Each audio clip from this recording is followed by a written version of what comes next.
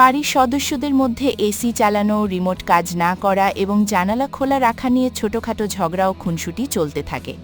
ইন্দ্রাণী এবং রেহানের মধ্যে এই নিয়ে বেশ কিছু হাস্যকর ও তর্কমূলক কথোপকথন হয়। এর মাঝেই মেয়েরা মিলে একটি গার্লস নাইট কাটানোর পরিকল্পনা করে, যেখানে তারা একসাথে সময় কাটানোর আনন্দ উপভোগ করতে চায়। ইন্দ্রাণী তার বাবার জন্য গভীর উদ্বেগ প্রকাশ করে। জানা যায় যে তার বাবা একটি খুনের মামলায় প্রধান সন্দেহভাজন হিসেবে অভিযুক্ত এবং বর্তমানে পুলিশের হেফাজতে আছেন। ইন্দ্রাণী রেহানের কাছে অনুরোধ করে যাতে সে তার বাবার সাথে দেখা করার একটি ব্যবস্থা করে দেয়।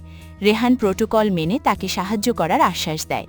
বাড়ির দাদুর মৃত্যুবার্ষিকী বা প্রতিষ্ঠা দিবস উপলক্ষে সাধারণত একটি গম্ভীর পরিবেশ বজায় থাকে, কিন্তু ইন্দ্রাণী এবার এই দিনটিকে ভিন্নভাবে পালন করতে চায়। সে মনে করে শোককে আঁকড়ে ধরে না রেখে আনন্দের মাধ্যমে প্রিয়জনকে স্মরণ করা উচিত। সে রেহান, ইন্দ্রদা এবং শিখাকে রাজি করায় যাতে তারা সবাই মিলে রবীন্দ্রসঙ্গীত ও অনুষ্ঠানের মাধ্যমে দিনটিকে উদযাপন করে। অনুষ্ঠানটি সফল করতে পুরো দল কাজে নেমে পড়ে।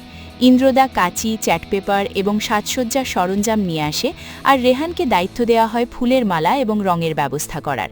প্রস্তুতির সময় উচ্চতা নিয়ে ভীতি এবং ঠাম্মির বকা খাওয়ার ভয় থাকলেও সবাই মিলে একটি সুন্দর পরিবেশ তৈরির জন্য পরিশ্রম করতে থাকে। ইন্দ্রাণীর দৃঢ়তা এবং তার বন্ধুদের নিঃস্বার্থ সমর্থন আশ্রয় বাড়িতে নতুন প্রাণের সঞ্চার করার ইঙ্গিত দেয়, যা অতীতের বিষণ্ণতা কাটিয়ে ভবিষ্যতের আশার আলো দেখায়।